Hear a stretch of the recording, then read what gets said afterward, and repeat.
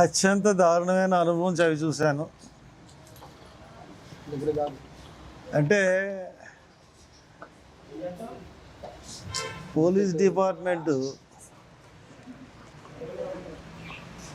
ఒక ఎంపీ అయినట్టు నన్ను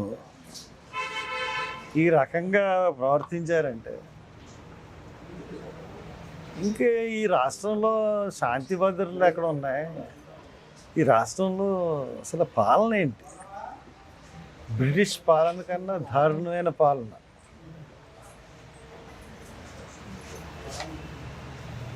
నేను పొద్దునుంచి ఏమి తినలేదు.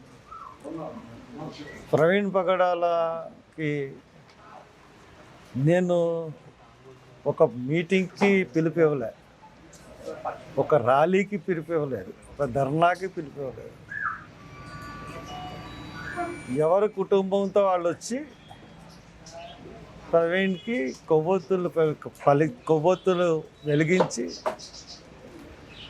ఇది హత్య కింద భావిస్తున్నాం అనుకున్న వాళ్ళందరూ వచ్చి అక్కడ కొవ్వొత్తులు వెలిగించండి అని చెప్పడం జరిగింది. అటువంటిది పొద్దున్న అక్కడికి వెళ్ళి వచ్చిన వాళ్ళకి ఎండగా ఉంటుంది, టెంట్ వేద్దాం, కొంచెం స్టేజ్ కింద చేద్దాం అంటే మార్నింగ్ 7:30కి వెళ్ళాను. అక్కడికి 7:30కి ఇద్దరు కానిస్టేబుల్ ఉన్నారు, కొద్దిగా వెనక్కి వేసుకోండి సార్ అన్నారు. సరే వెనక్కి వేసుకుంటారని చెప్పేసి వచ్చేసాను. తర్వాత డిఎస్పీ వాళ్ళు వచ్చి వాళ్ళెవరు చెప్పలేదు కానీ మొత్తం అన్నీ పట్టుకెళ్ళిపోయారు. సరే పట్టుకెళ్ళిపోయారని చెప్పి డిఎస్పీ గారికి ఫోన్ చేశాను. ఏంటంటే ఇలా పట్టుకెళ్ళిపోయారంటే మీరు అక్కడ చేయడానికి వీల్లేదు. మేము ఏం చేస్తామండి, మేము ధర్నాలు చేస్తామని అనలేదు. సెక్షన్ 30 ఉంది, సెక్షన్ 144 ఉంది. మేము సెక్షన్ 30కి విరుద్ధంగా మేము అక్కడ ఏం ప్రవర్తించట్లేదు. మైక్ ఏం పెట్టం, స్పీచెస్ ఉండవు. ఎవరికి వచ్చి సింగిల్గా వచ్చి వాళ్ళు వెళ్ళిపోతారు, గుబ్బగొడ్డం ఉండదు. అదే మేము చేయదలుచుకున్నాం అని చెప్తే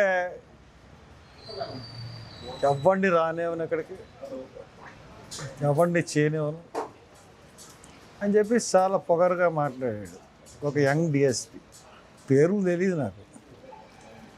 సరే నువ్వు ఎలా చేయనివ్వో చూస్తాను నేను కూడాను, జనం ఎందుకు రారో కూడా తెలుసు నాకు, ఎంతమంది ఆఫ్ చేస్తారో ఆఫ్ చేయండి చూద్దామని చెప్పేసి వెళ్ళిపోయాను. రాత్రి 3:30 గంటలకి ఒక అంబేద్కర్ విగ్రహాన్ని ఇంగ్లీష్పేట దగ్గర పోలీసులు బలవంతంగా కూల్చి ఉన్నాయి, దానికి దండేశాను. దాన్ని కూల్చేసి 3:30కి ఆ పేటలో వాళ్ళందరినీ భయభ్రాంతులు చేసి పట్టుకెళ్ళిపోయారు. నేను స్నానం చేసి అక్కడికి వెళ్ళాను. అక్కడికి వెళ్ళి వాళ్ళు పోలీసులతో 2 టౌన్స్ అని పిలిచి మాట్లాడి మీరు చేస్తున్నది తప్పు, మీరు ఎందుకు పట్టుకెళ్ళిపోయారు రాత్రి, మంచి పద్ధతి కాదు ఇది, ఇంకో ప్లేస్ చూపించండి వాళ్ళు పెట్టుకుంటారు అని చెప్తే అలాగేనండి చూపిస్తామని అన్నారు. అక్కడ వాళ్ళందరూ పెట్రోల్ వేసుకుని కాల్చుకోవడానికి కూడా సిద్ధపడిన పరిస్థితులను సమన్వయపరిచి నేను వచ్చాను. వచ్చిన తర్వాత అక్కడ పోలీసులు విపరీతమైన, ఎందుకు అంత పోలీసులో నాకు అర్థం అవ్వలేదు. సరే శాంతి భద్రతలకి పోనీ ట్రాఫిక్కి చేశారంటే అర్థం చేసుకున్నాను. సరే వాళ్ళు పెడతామన్న చోటకి మేము ఇంక మళ్ళీ వెళ్ళలేదు, వాళ్ళు అబ్జెక్ట్ చేస్తున్న చోటకి. మేము ఇక్కడ అక్కడ ప్రకృతి వేదిక ఉంది కదా, అక్కడ పెట్టుకుందాం అని చెప్పేసి అనుకుని లాస్ట్గా ఒకసారి వెళ్దాము అడుగుదాము, అక్కడ పర్మిషన్ ఇస్తారేమో, ఒక టేబుల్ వేసుకుని కొవ్వొత్తి పెడదామని వెళ్ళాను. వెళ్ళేటప్పుడు పొలం అంటే వచ్చేసారు, కారు దిగలేదు నేను. ఎందుకంటే కారు దిగితే వాళ్ళు నేను తోసానంటారు, చేశానంటారు, రకరకాల కేసులు పెడతారు. ఇంతకుముందు కూడా కారు దిగపోయినా కూడా కేసులు పెట్టారు. పోలీసులు సంగతి తెలుసు కానీ కారు దిగలేదు. కారు దిగపోతే వాళ్ళు నా కారు ఎక్కడానికి ప్రయత్నించారు. నేను డ్రైవింగ్ సీట్లోకి వచ్చాను. నన్ను డ్రైవింగ్ సీట్లోకి నుంచి లాగడానికి పోలీసులు 100 మంది పోలీసులు, కారులోంచి దించడానికి 15 నిమిషాలు నన్ను ఎంత దారుణంగా హింసించారంటే ఇష్టానుసారంగా లాగి గీసేసి, అయినా కానీ నన్ను కారులోంచి 15 నిమిషాల వరకు దించలేకపోయారు 50 మంది పోలీసులు, డిఎస్పీలు. వెనక నుంచి ఒక ఇద్దరు డిఎస్పీలు తోయడం, ఇటేపు నుంచి కాళ్ళు పెట్టి కాళ్ళు ఇరిసేసి లాగడం, ఒక పశువు కన్నా దారుణంగా లాగారు నన్ను. అయినా వాళ్ళ వల్ల అవ్వలేదు. ఇంతమంది చూసినా నన్ను లాగలేకపోయారు.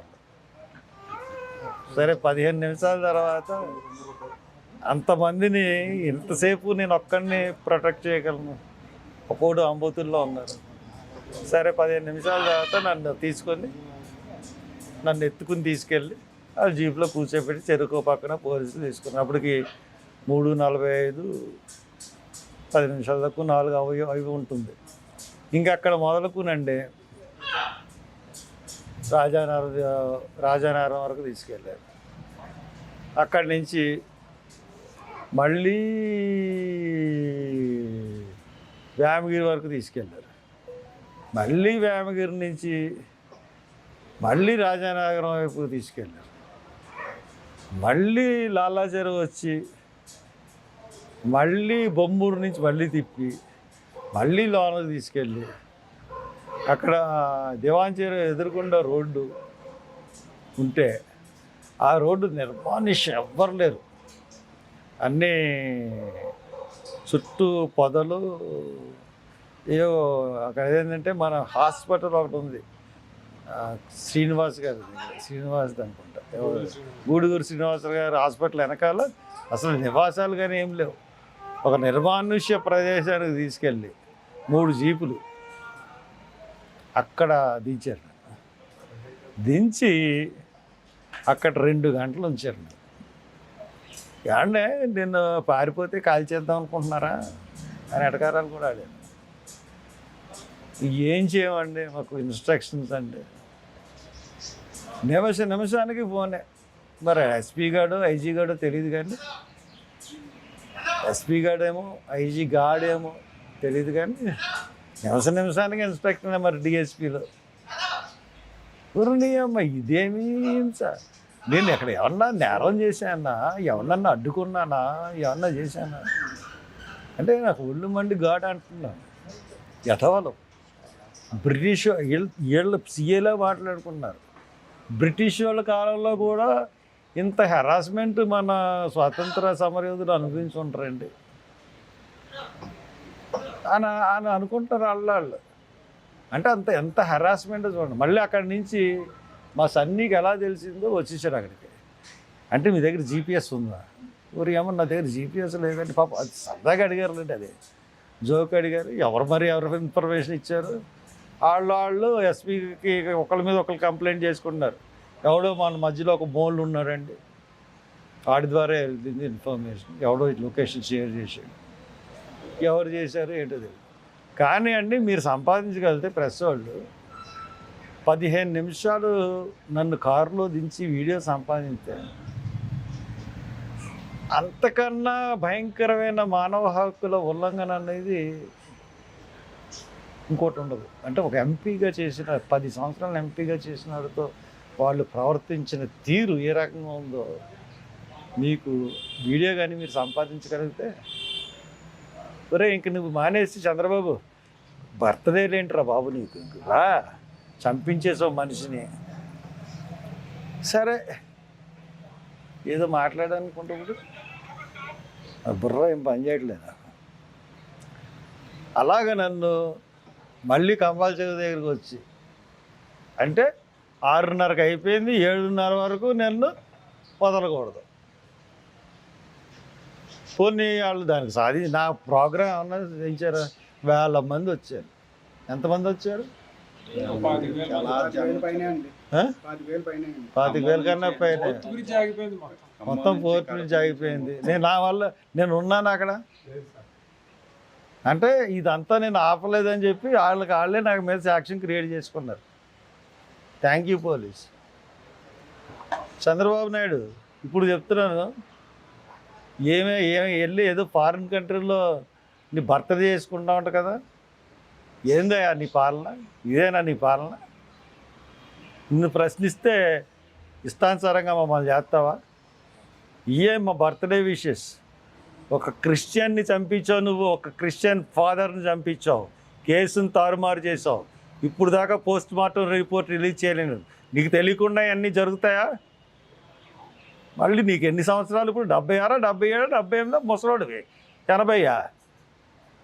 మళ్ళీ నీకు నీకు సిగ్గు లేకుండా ఫారెన్ వెళ్ళి నీకు బర్త్డే నువ్వు సిగ్గు ఉండాలిరా బాబు. నువ్వు ముఖ్యమంత్రివి. ఇక్కడ క్రిస్టియన్ ఫాదర్ చనిపోతే ఏదో క్రిస్టియన్లకి ఏమో తాయిలాల కింద 6-7 నెలలు పెన్షన్లు ఇచ్చేసి చక్కబెట్టేద్దాం అనుకున్నావా? చూసావా జనాల్ని ఒక పిలుపుకి? ప్రతి ఒక్కడు కూడా హత్యని నమ్ముతున్నాడు. ఎస్పీలు, ఐజీలు సిగ్గుపడండి. నన్ను అరెస్ట్ చేసినందుకు, నన్ను ఇంతసేపు 5 గంటలు కారులో తిప్పినందుకు ఈ ప్రజాస్వామ్యం తలంచుకోవాలి. నాకేమీ అయిపోదు. బాబు, మీ బాబు జైల్లో ఉన్నప్పుడు నీ దగ్గరికి, మీ అమ్మ దగ్గరికి నేనే వచ్చానయ్యా. నారా లోకేష్ వచ్చి సంఘీభావం చెప్పాను. మంచి బహుమతి ఇచ్చారు నాకు. నీకన్నా జగన్ ప్రభుత్వం 1000 రెట్లు బెటర్లాగా అనిపించింది ఈవేళ. ఇంత హింస ఎప్పుడు పెట్టలేదు నన్ను. ఇష్టానుసారంగా చేస్తారా? సిగ్గు ఉండాలి. మీ బాబుకు ఫోన్ చేసి చెప్పు, ముఖ్యమంత్రి ఇక్కడ ఉండాలి, ఇక్కడ ప్రజల మధ్యన చేసుకోవాలి, ఫారెన్ వెళ్ళి చేసుకోవడం కాదని. ఇదే మా విషయాలు. ఒక సెక్యులర్ వాదుల విషయాలు ఒక ముఖ్యమంత్రికి. Thank you.